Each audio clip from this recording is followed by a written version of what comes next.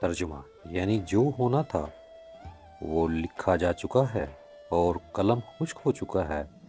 اس پر شکر کرنا اصل توکل ہے۔ اور جو لوگ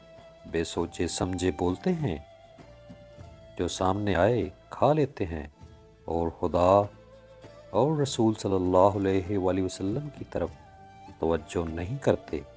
یہ مذہب جبریہ کہلاتا ہے، جسے حضرت سلطان باہو رحمۃ اللہ علیہ راہ حق نہیں مانتے۔ توکل تصدیق القلب یہ ہے کہ جو کچھ اللہ دے وہ اسی کی راہ میں خرچ کیا جائے، نہ دینے پر غرور، نہ لینے پر انکار، اور یہ یقین رکھا جائے کہ دینے والا صرف اللہ ہی ہے۔